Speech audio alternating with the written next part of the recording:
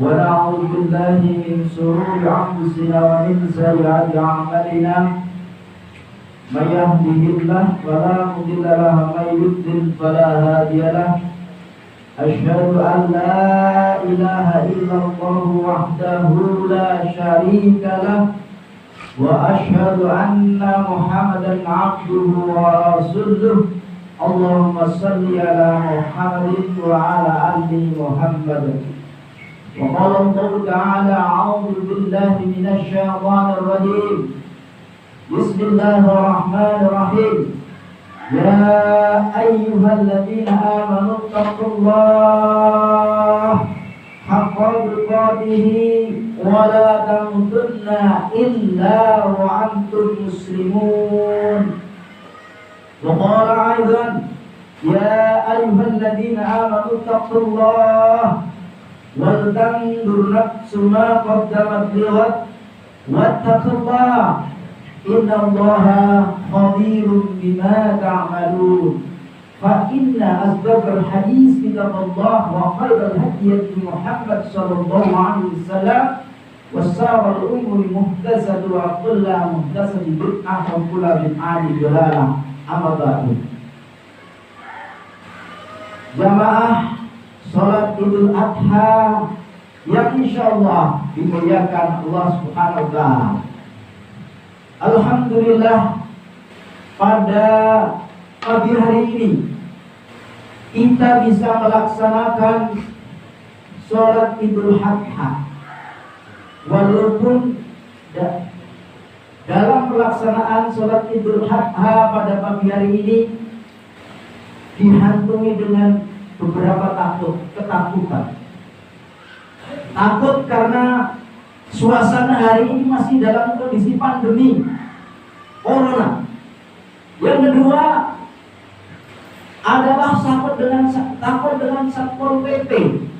Karena sebenarnya ini tidak boleh melaksanakan sholat Idul Adha. Ada larangan dari Kementerian Agama. Oleh karena itu mudah-mudahan Allah Subhanahu wa taala memberikan tambahan pahala buat kita semuanya pada pagi hari ini. Allahumma amin. Salawat dan salam semoga teruntuk kepada junjungan kita Nabi Agung Muhammad sallallahu alaihi wasallam dan semoga juga dilimpahkan kepada siapa saja yang senantiasa mengikuti petunjuk Rasulullah sallallahu alaihi wasallam sampai yaumul qiyamah. Allahu Akbar, Allahu Akbar, walillahil hamd. Jamaah salat Idul Adha yang dimuliakan Allah Subhanahu wa taala.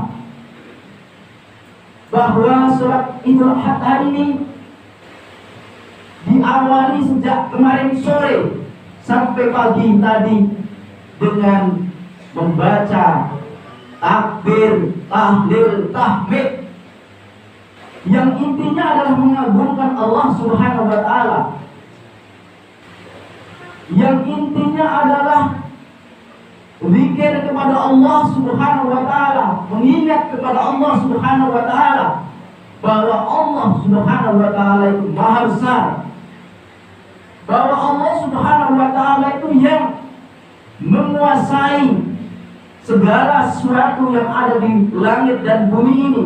Zikir, mengingat, takbir, tahlil, dan tahmid kepada Allah Subhanahu wa taala itu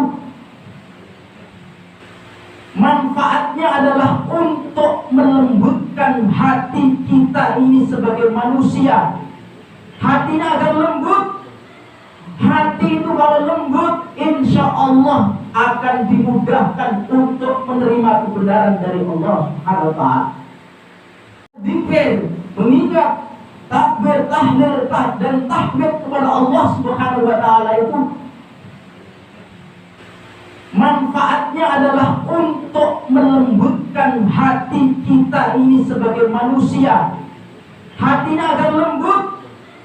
Hati itu kalau lembut, insya Allah akan dimudahkan untuk menerima kebenaran dari Allah Subhanahu wa taala. Kita bahwa mati menghadap kepada Allah Subhanahu wa taala bukan hartanya, tetapi amal solehnya. Kalau hati itu lembut, setinggi apapun pangkat dan jabatan di dunia yang kita punya ini tidak membuat kita sombong kepada Allah Subhanahu wa taala, karena kita sadar pangkat yang terakhir yang akan kita bawa adalah al-mahrum. Walaupun kita itu punya rumah megah mewah bahkan di mana-mana, itu tidak membuat kita juga sombong, karena kita sadar bahwa rumah yang terakhir kali yang akan kita tempati lebarnya cuma tidak ada 1 meter dan tidak ada lebih 2 meter, sehingga kita tidak akan sombong karena kita rumahnya megah.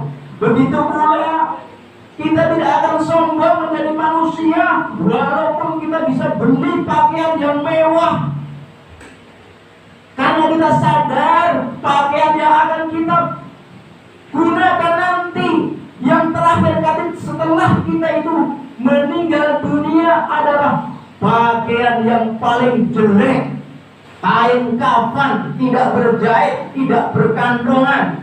Masya Allah. Begitu pula kita tidak akan sombong walaupun punya kendaraan yang begitu mewah dan banyak, karena kita sadar bahwa kendaraan yang akan kita bawa terakhir kali setelah mati adalah keranda. Jamaah sholat Idul Adha yang dimuliakan Allah Subhanahu wa taala, kita mengingat kepada Allah Subhanahu wa taala. Ala bi dzikrillah tatma'innul qulub. Ingatlah kepada Allah, hatimu akan jadi tenang. Karena setelah pandemi corona ini, akhir-akhir ini penyakitnya muncul. Yang kedua adalah trauma atau ketakutan.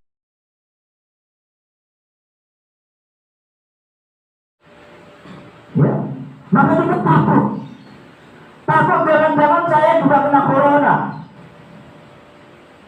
Kalau sakit sedikit, panas, pilek, kita takut untuk diswab, jangan-jangan saya positif.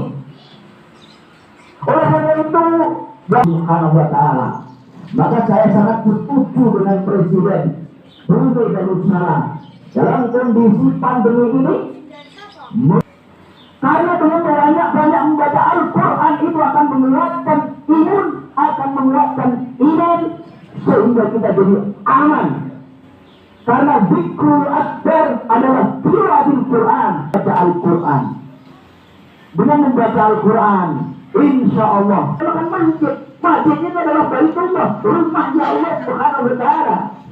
Rumahnya Allah Subhanahu wa taala. Kita ingat tsunami Aceh 2004. Ada satu masjid yang masih tegar, kokoh, walaupun sepi, rumahnya Allah Subhanahu wa taala. Siapa saja yang berada di masjid pasti akan dilindungi oleh Allah Subhanahu wa taala.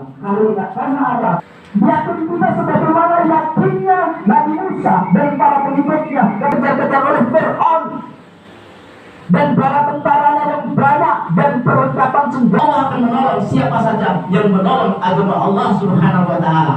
وَمَنْ يَتَّقِ اللَّهَ يَجْعَلْ لَهُ مَخْرَجًا وَيَرْزُقْهُ Allah yahtasib. Barang siapa yang bertakwa kepada Allah Subhanahu wa taala, janji Allah dua, Allah akan beri jalan keluar, solusi. Islam itu agama solusi.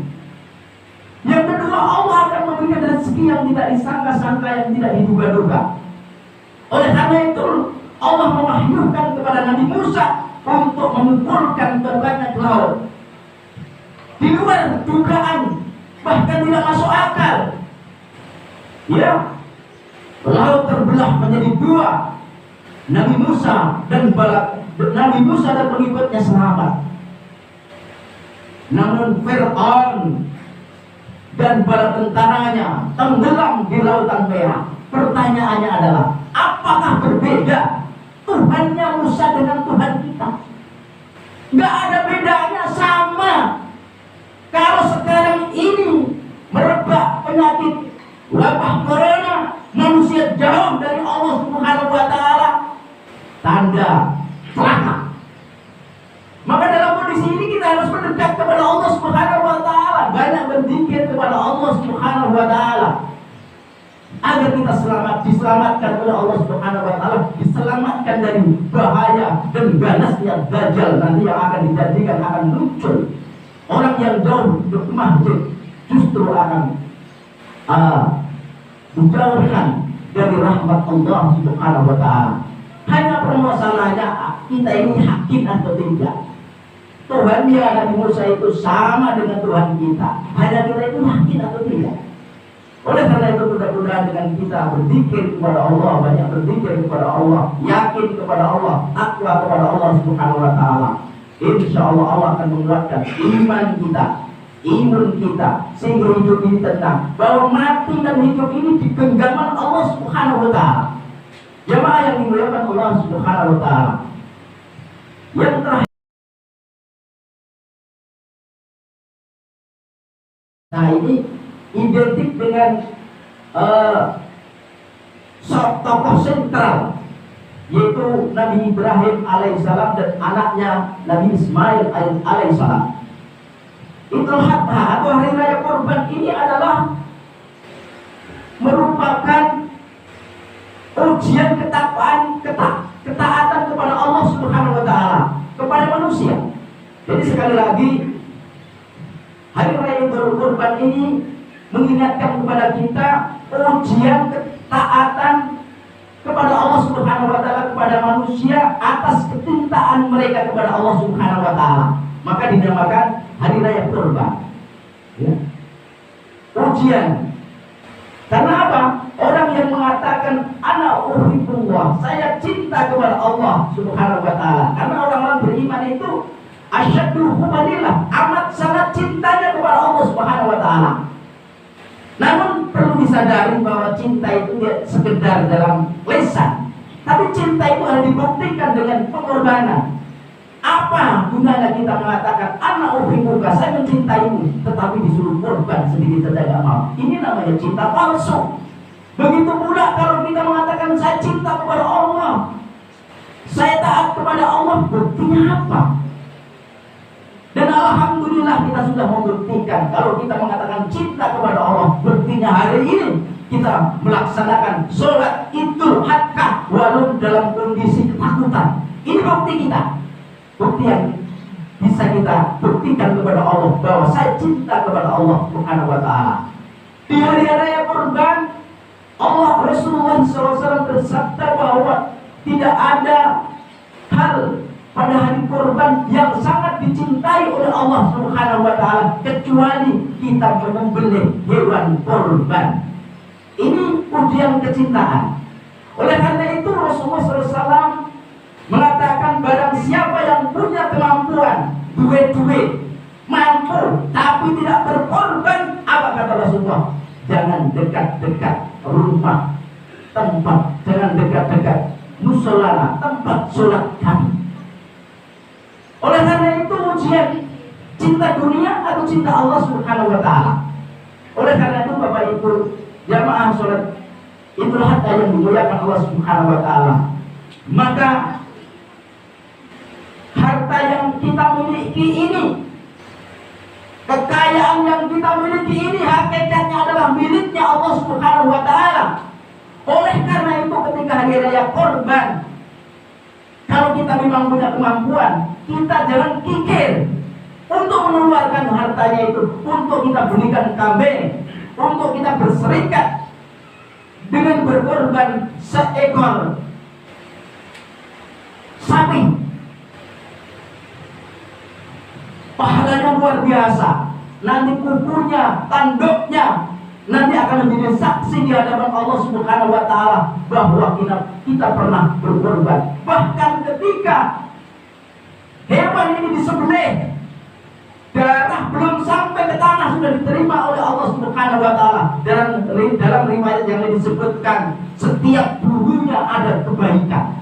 Sabun-sabun mulune enten kesainan, padahal menawi kula jenengan iku ngitung mulune wedhus nganggo alat ora enjuk. Saking oke mulune, niki saben-saben mulune niku dinilai oleh Allah Subhanahu wa taala kebaikan. Maka ibadah kurban itu luar biasa. Oleh karena itu Bapak Ibu sekalian, monggo umpami tahun niki dereng saged kurban, kita berazam bertekad mudah-mudahan tahun yang akan datang kita bisa berkorban. Dan kita yakin akan diganti oleh Allah Subhanahu wa taala. Jamaah yang dimuliakan Allah Subhanahu wa taala. Allah Subhanahu wa taala berfirman di dalam surat As-Saff ayat 2, A'udzubillahi minasyaitonir rajim. Falamma balagha ma'ahu sa'ya qala ya bunayya inni ara fil manami an adbahuka fantur madza tara ya abadi fa'al ma tu'maru satajiduni insyaallah minas sabirin. Ini menikah ceritanya. Jadi Nabi Ibrahim itu sudah lama belum punya anak. Dia berumah tangga sudah 80-an tahun belum dikaruniai Allah Subhanahu wa taala anak. Baru ketika umur 80 tahun diberikan oleh Allah anak.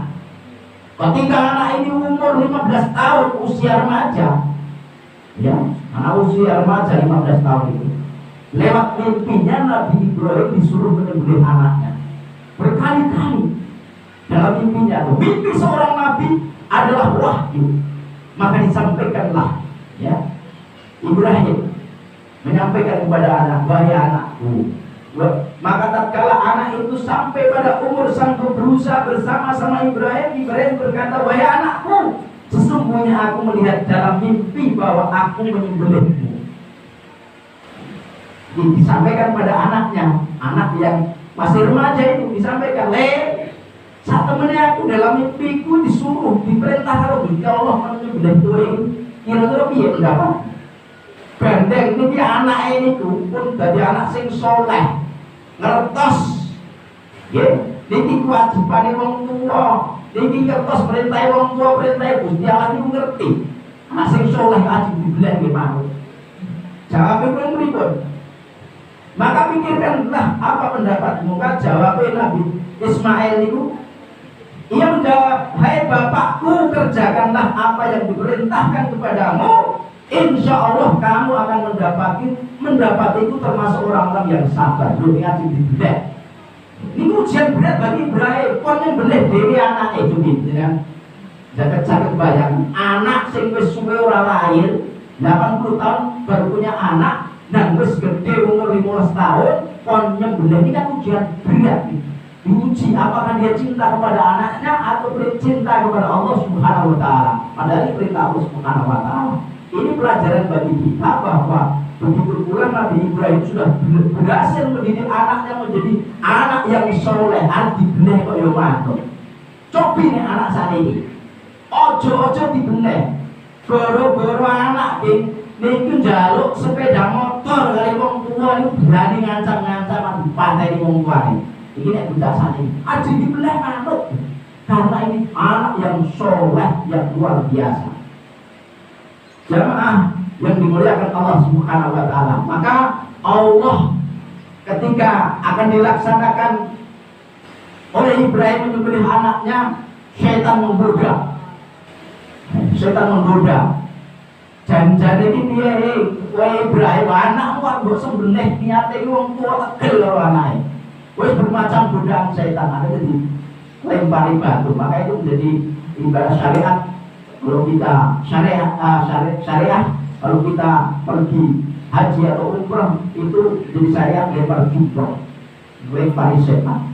Akhirnya betul setelah Ismail disembaringkan, ya, lalu sudah diasah lebih dahulu pedangnya, namun tidak tegas.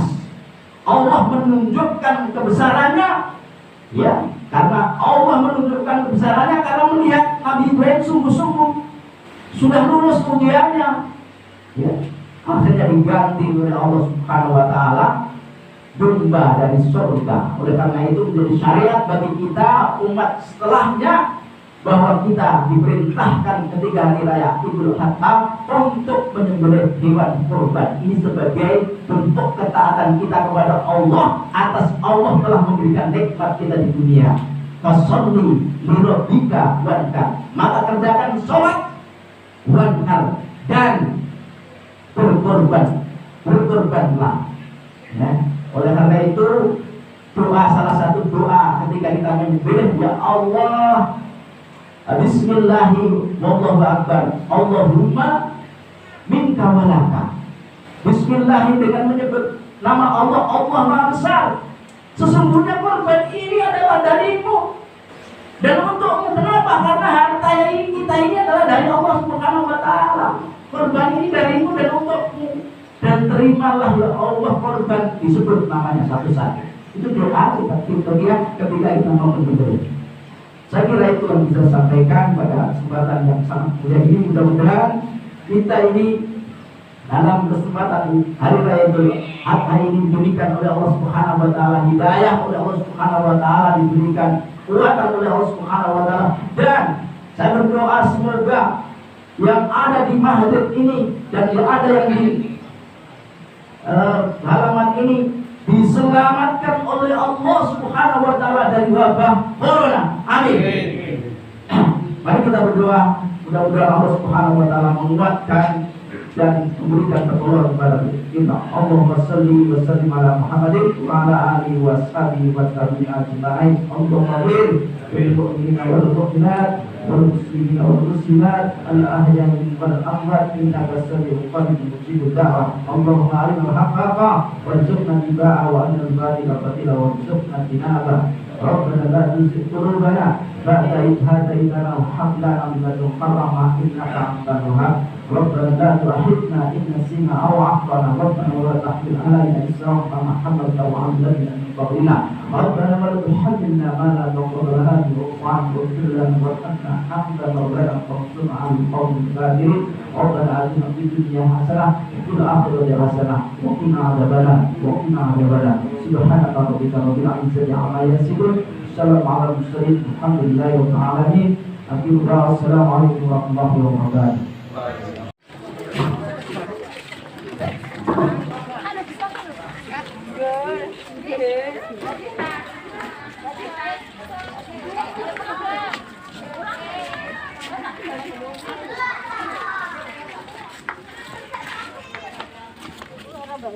Ya.